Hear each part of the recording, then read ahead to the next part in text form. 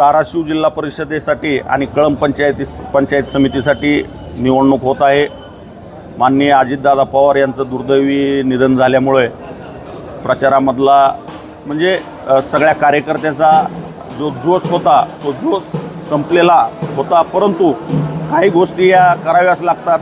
अविरत चालणारी प्रक्रिया आहे, त्यामुळं नाविलाजानं आज सगळ्या उमेदवारांना आपला प्रचार चालू ठेवावा लागला आहे। परंतु तुम्हाला मी सांगतो की या झालेल्या मागच्या नगरपालिकेच्या निवडणुका असतील, महापालिकेच्या, खरं तर सांगायचं म्हणलं तर आपल्या विधानसभेपासूनच ही एक विकासाची प्रक्रिया चालू झाली। आपल्या मतदारसंघामध्ये एक वेगळं वातावरण तयार केलं होतं, तरुणांची माती भडकवली होती आणि फक्त बोलबच्चन करून लोकसभा आणि विधानसभेला जरी या ठिकाणी महायुतीचा पराभव झाला असला तरी नगरपालिकेच्या निवडणुकीमध्ये मतदारांना जी दिशाभूल झाली होती अगोदरच्या निवडणुकीत, ते नगरपालिकेच्या निवडणुकीमध्ये या मतदारांनी आपली चूक सुधारलेली आहे।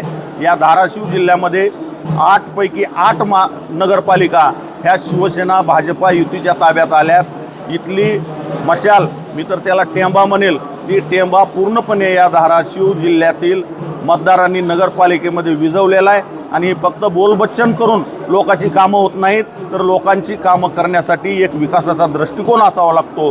त्या दृष्टीनं या जिल्ह्याचे पालकमंत्री प्रतापजी सरनाईक साहेब, या तुळजापूर मतदारसंघाचे आमदार, मित्रा संस्थेचे उपाध्यक्ष माननीय राणा जगजितसिंह पाटील साहेब व सर्व महायुतीचे पदाधिकारी, सर्व कार्यकर्ते यांच्या नेतृत्वाखाली, यांच्या बळावर ही जिल्हा परिषद आणि पंचायत समितीची निवडणूक आम्ही विकासाच्या मुद्द्यावर महायुती म्हणून लढत आहोत आणि मला विश्वास आहे की या कळंब तालुक्यातील 8ची 8 जिल्हा परिषद आणि 16ची 16 पंचायत समित्या ह्या महायुतीच्या ताब्यात येतील आणि एक विकासाचं राजकारण या कळंब तालुक्यामध्ये चालू होईल। आणि गटामध्ये काही आपली महायुतीच्या उमेदवारांनी बंडखोरी केल्याची दिसते, तिकीट वाटपावर देखील मोठा दगडगोळ झाला आणि आता आपल्यावर देखील आरोप केले जातात। याला आपण कशा पद्धतीने उत्तर देणार आहे? आता हे पहा, निवडणुकीमध्ये एक जागा असते, मागणारे 4 असतात, परंतु जे कार्यकर्ते खरोखरच मनातून महायुतीसोबत होते आणि ज्या कार्यकर्त्यांनी भक्कम अशी साथ माझ्यासारख्या सर्वसामान्य कार्यकर्त्याला विधानसभेच्या निवडणुकीमध्ये दिली होती, अशा कार्यकर्त्यापैकी एकही कार्यकर्ता बाजूला नाही। काही कार्यकर्त्यांच्या इच्छा पूर्ण झाल्या नाही, त्यांना आम्ही समजून सांगितलं।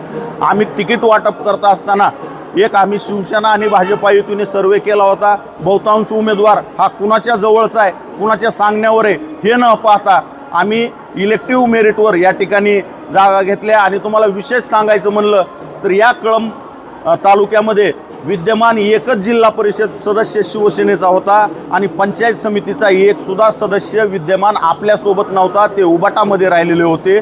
अशा परिस्थितीमध्ये मनाचा मोठेपणा दाखवून राणा जगजितसिंह पाटील साहेबांनी आम्हाला जिल्हा परिषदच्या 3 जागा आणि पंचायत समितीच्या 7 जागा ह्या शिवसेनेला दिल्यात। त्यामुळं इथं शिवसेनेचं नुकसान होईल अशा प्रकारची मी इथून मागेही कधी वागलो नाही आणि पुढेही वागणार नाही। नक्कीच शिवसेना म्हणून जर विचार केला तर ह्या निवडणुकीमध्ये आम्ही फायद्यात राहणार आहोत।